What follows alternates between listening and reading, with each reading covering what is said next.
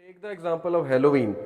अभी एम्पोरियम में भी जो है वो हेलोवीन का पूरा एक वो स्टॉल भी लगा हुआ है, या जो भी वो एक पूरा फन लैंड बनाया हुआ है हेलोवीन, और वो I think scary hello house के नाम से या पता नहीं किस नाम से वो पूरा उन्होंने एक वो डीमंस का और वो अजीबोगरीब गोस्ट और मॉन्स्टर्स का वो बनाया हुआ है। बहरहाल नॉलेज नहीं है, नॉलेज की कमी है उनके नज़दीक। ये ज़ाहिर है जो बिजनेसमैन है उसके नज़दीक एक वो अट्रैक्शन भी है और पैसे कमाने की अपॉर्चुनिटी भी है, और नॉलेज की कमी तो है ही। लोग कहते हैं इसमें मसला क्या है, मतलब अगर लोग चले जाते हैं, खुश हो जाते हैं मास्क पहन के और खेल लेते हैं एक दिन के लिए, तो आपको मसला इसमें क्या है। तो इंशाल्लाह उस मसले पे भी आज बात करेंगे। उसके लिए ज़रूरी है कि मैं हिस्ट्री बताऊं हेलोवीन की, और मैं ये पॉइंट समझाऊं हमारी यूथ को कि क्यों हमें ऐसे फेस्टिवल में शरीक नहीं होना चाहिए और इन फेस्टिवल्स को कमेमोरेट हमें नहीं करना चाहिए।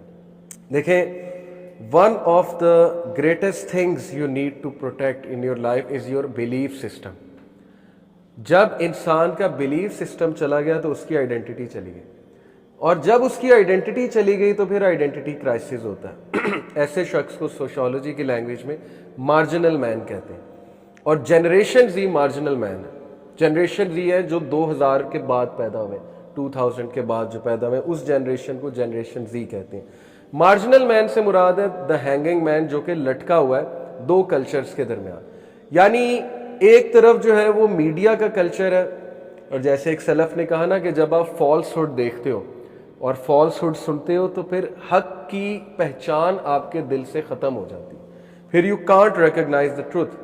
अब जाहिर है आज नेटफ्लिक्स का दौर है, टीवी सीरीज़ का दौर है, हम सबको पता है क्या चल रहा है, मार्वल मूवीज़ का दौर है, कॉमिक्स बनाए उन्होंने, बचपन से लोग कॉमिक्स पढ़ते आ रहे हैं, मैं भी पढ़ता था। जाहिर है शुरू से दीन की तरफ नहीं थे, तो सबको अच्छे लगते हैं, इसमें कोई वो दूसरी राय नहीं है। बतौर इंसान फितरत है इंसान की एंटरटेनमेंट की तरफ जाना, इन चीज़ों को पसंद करना, तो हमारे बच्चे करते हैं। इसलिए डांट डपट करके या सख्ती करके तो हम उन्हें नहीं समझा सकते, ये तो श्योर है।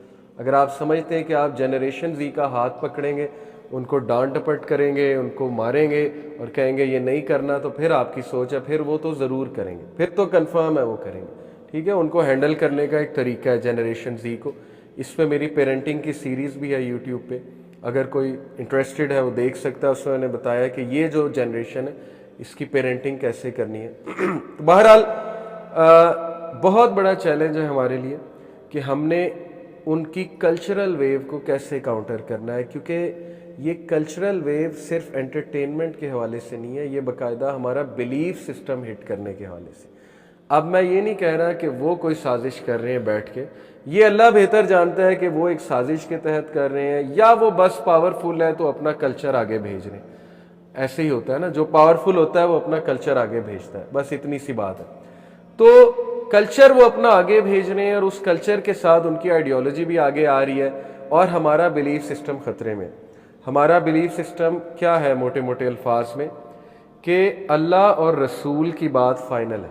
ये हमारे बिलीफ सिस्टम का बहुत बुनियादी रुकन है। आज हमारे बच्चों को ह्यूमन राइट्स की बेसिक तारीफ ही क्या सिखाई जा रही है। मैंने खुद स्कूल्स की किताब में पढ़ा, सोशल स्टडी की book 4th class 5th class की, जितने बड़े स्कूल्स हैं उनकी सोशल स्टडी की किताब में ह्यूमन राइट्स की बेसिक तारीफ 4-5 पॉइंट्स हैं। उनमें से एक पॉइंट ये कि every person should be allowed to live as they want. अब ये बिलीफ सिस्टम पे हमला है, नियतन नहीं कह रहा, बस ये उनकी एक डेफिनेशन है ह्यूमन राइट्स की, उन्होंने लिख दी।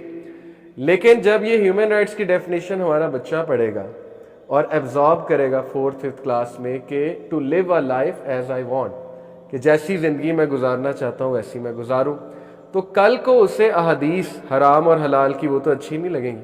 वो कहेगा कि ये क्या, मैंने तो पढ़ा था कि मैं तो जैसी मर्जी ज़िंदगी गुजारूँ, लेकिन आज मुझे बताया जा रहा है कि ये ना करो, वो ना करो, ये पहनो, वो पहनो। इस्लाम क्यों कहता है दुपट्टा लो, इस्लाम क्यों कहता है हिजाब करो। मैंने तो पढ़ा था ह्यूमन राइट्स ये है कि जैसा मैं ज़िंदगी गुजारना चाहूँ या जैसी मैं ज़िंदगी गुजारना चाहूँ वैसी मैं गुजारूँ। तो ये फ़लसफ़ा ना सिर्फ किताबों में بلکہ یہ فلسفہ ٹی وی سیریز میں، کارٹون موویز میں ہر جگہ سے بمبارڈ کیا جا رہا ہے ہمارے بچوں پہ. شاید آپ لوگ اتنے خطرے میں نہیں ہیں جو میرے سامنے بیٹھے ہیں، کیونکہ آپ لوگ گرو کر گئے، آپ لوگ میچور ہو گئے.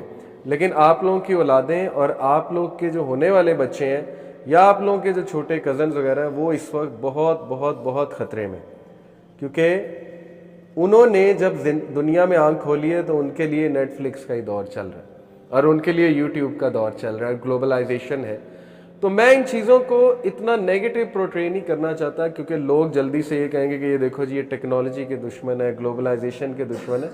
گلوبلائزیشن کے فائدے بھی ہوئے بہت، ٹیکنالوجی کے فائدے بھی ہوئے، لیکن جہاں پہ بلیف سسٹم ہمارا ہرٹ ہو رہا ہے وہاں ہم ریبیٹل دیں گے.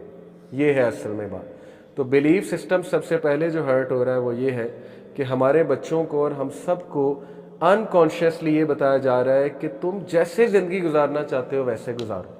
اور آج بچے کا یہ سوال ہے کہ اسلام اس چیز کو حرام کیوں کہتا ہے، اسلام ہر اس چیز کے کیوں خلاف ہے. یہ باقاعدہ بچوں نے مجھ سے سوالات پوچھے کہ سر اسلام ہر اس چیز کے کیوں خلاف ہے جو مزے والی چیزیں ہیں، جن سے خوشی ملتی ہے، جن سے جو ہے ہمیں راحت پہنچتی ہے. جیسے میوزک کے بھی اسلام خلاف ہے، موویز کے بھی اسلام خلاف ہے، اسلام جو ہے وہ ہیلووین کے بھی خلاف ہے، اسلام ڈریسنگ کے بھی خلاف ہے، اس کے بھی خلاف ہے، اس کے بھی خلاف ہے. تو ان بیچاروں کو بجائے کہ شاید کہیں ہم سے غلطی ہوئی ہے، ہمیں عقیدہ سکھانا چاہیے تھا، اللہ کا تعارف کرانا چاہیے تھا، رسول اللہ کا تعارف کرانا چاہیے تھا، انہیں یہ بتانا چاہیے تھا کہ اسلام ایک چیز کو حرام کیوں قرار دیتا ہے، ان سے ریزننگ کرنی چاہیے تھی. ہم نے شروع سے انہیں بس حلال اور حرام لسٹ بتائی، یہ حلال یہ حرام، یہ حلال یہ حرام، اور ٹو ڈو لسٹ انہیں شروع سے بتاتے ہیں یہ کرو یہ کرو یہ کرو. تو اس کا رزلٹ اب یہ آ رہا ہے کہ ان کے سوالات بہت زیادہ ہیں. تو کچھ غلطی ظاہر ہے ہم سے بھی ہوئی ہے. ہم بجائے کہ اپنی ویلیوز بتانے کے ہم جو ہے وہ اس ڈرائی ڈیبیٹ میں پڑ گئے کہ یہ حلال ہے یہ حرام ہے. تو بچوں کو اس طرح سمجھ نہیں آتی. میچور لوگوں کو تو سمجھ آ جاتی ہے، آپ ایک حدیث سناؤ یہ نہیں کرنا چاہیے، وہ کہتے ہیں ٹھیک ہے نہیں کرنا چاہیے. لیکن بچے چونکہ اٹیچڈ ہیں باقی کمیونٹیز سے گلوبلائزیشن کی وجہ سے، اسپیشلی جنریشن زی اس وقت دنیا کی تمام کمیونٹیز کو دیکھ رہے ہیں، تو ان کے بڑے سوالات ہوتے ہیں. یہ بھی ایک بڑا ان کا سوال ہے کہ کیوں جہنم میں جائیں گے نان مسلم، جبکہ وہ تو بڑے اچھے ہیں.